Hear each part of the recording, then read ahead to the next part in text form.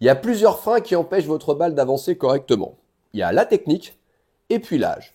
Combien d'entre nous se demandent comment un minot de 8 ans est capable d'envoyer des souches pareilles? Le gamin, il fait ce qu'il peut, il a la force d'un moineau. Alors il va utiliser intelligemment son corps pour produire de l'énergie.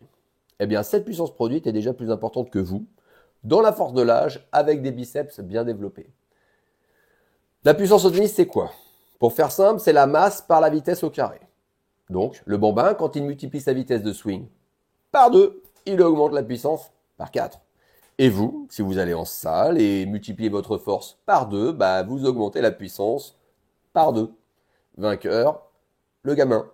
Comment il fait?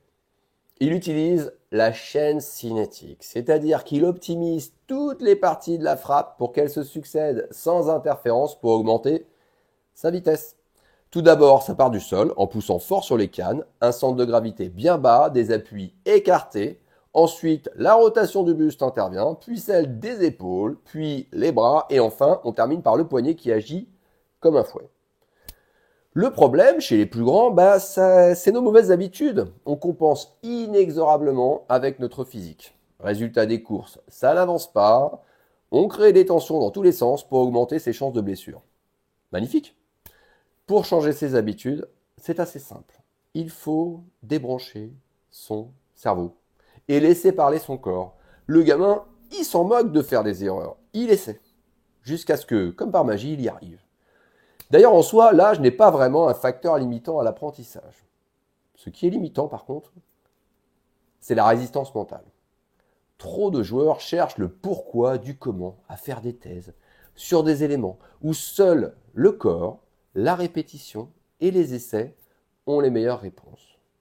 Donc, vous voulez taper plus fort, alors déliez votre geste, limitez les tensions, dans tout votre jeu d'ailleurs. Regardez les pros, quand ils ne jouent pas, c'est leur autre main qui tient la raquette pour soulager les tensions de la main directrice. Vous ne vous en rendez pas compte, parce que c'est pas très perceptible, mais si vous êtes tendu, votre force, elle diminue au fil du temps de la partie. On joue bien un set, et après, c'est misérable. Alors essayez de vous économiser, respirez, faites entrer de l'oxygène pour récupérer, fermez votre grippe avant l'impact seulement, etc., etc.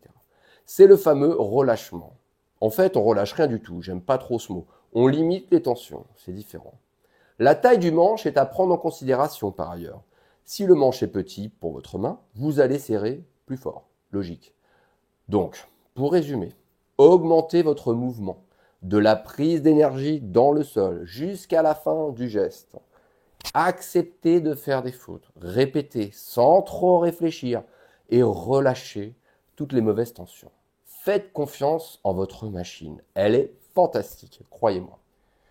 Si ça n'est pas déjà fait, n'oubliez pas de vous inscrire et mettez un like pour me soutenir. Merci pour votre visite et à bientôt.